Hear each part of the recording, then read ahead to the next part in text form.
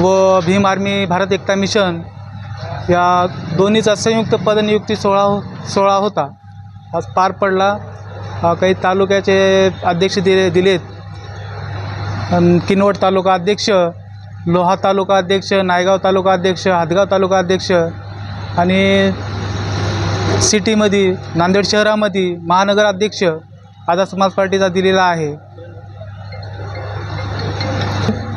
भाई चंद्रशेखर आझाद यांच्या नेतृत्व स्वीकारलं। भाई चंद्रशेखर आझाद यांच्या पावलावर पाऊल ठेवून काम करण्याची यांनी गवाही दिलेली आहे।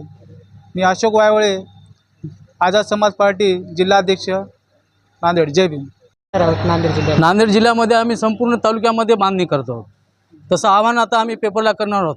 आपल्या चॅनलच्या माध्यमातून मी आपल्याला एक विनंती करतो, आपण सुद्धा जास्तीत जास्त याचा प्रसार करावा, जेणेकरून आम्ही जास्तीत जास्त जिल्ह्यामध्ये जास्तीत जास्त हाय क्वालिफाईड, आर्थिकदृष्ट्या सक्षम आणि चळवळीशी बांधिलकी असणाऱ्या कार्यकर्त्यांची आम्ही निवड करणार आहोत।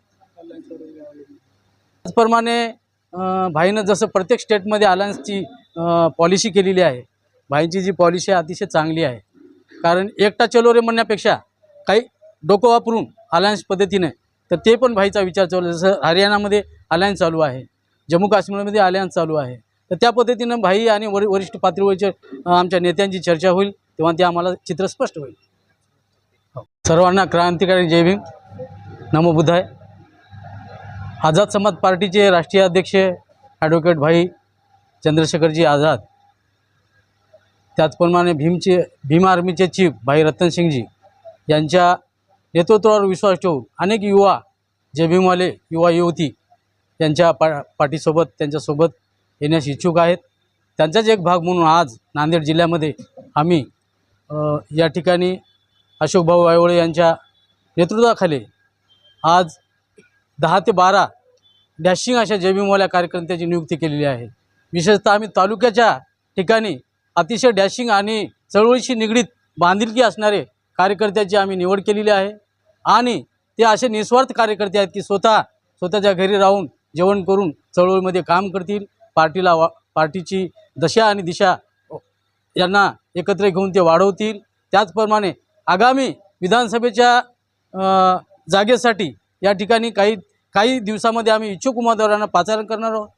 तर तालुक्यातील आणि जिल्ह्यातील जे काही इच्छुक भावी आमदार आमच्या पार्टीच्या बॅनरखाली होऊ इच्छित आहेत, त्यांना आमची एक आव्हान आहे, विनंती आहे या चॅनलच्या माध्यमातून की कृपया आपण आदरणीय जिल्ह्याच्या सर्व कार्यकर्त्यांना, नेत्यांना आपण संपर्कात या। विशेषतः आमच्या जिल्ह्याचे अशोकभाऊ वायवळे आमचे जिल्हा प्रमुख यांच्याशी संपर्कात या आणि आपण आपल्या तिकिटाचा आम्ही निश्चितच वरपर्यंत पाठपुरावा करू आणि आपल्याला न्याय मिळवून देऊ आणि कदाचित महाराष्ट्रामध्ये एक भाकीदायक महाराष्ट्रामध्ये जागासुद्धा आमच्या पार्टीच्या निघू शकतात। या आपल्या चॅलेंजच्या माध्यमातून सर्वांना मी विनंती करत आहे। सर्वांना धन्यवाद देतो। जय भीम। नांदेड जिल्ह्यात दिनांक 6/10/2024 आज आम्ही भीम आर्मी व आझाद समाज पार्टीच्या वतीनं पदनियुक्ती सोहळा पार पाडला आहे। यामध्ये तालुका अध्यक्ष व शहर अध्यक्षसुद्धा निवड करण्यात आली आहे आणि खास करून आम्ही आज स्टुडंट फेडरेशनचंही काम सुरू केलेलं आहे। याच्यामध्ये आम्ही प्रभारी दिलेला आहे नांदेडमध्ये।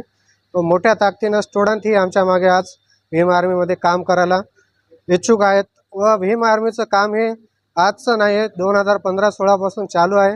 नांदेड जिल्ह्यामध्ये आम्ही 2017-18ला चंद्रशेखर भाईला आणले होते, त्यावेळेस असं कोणाला बोलवायची गरज पडली नव्हती की भीम आर्मी काय आहे। तर भाई एक आता फक्त नाव नाही आहे, तो पूर्ण एक नेतृत्व आहे, त्याच्याकडे आपला समाज पूर्ण बघतोय।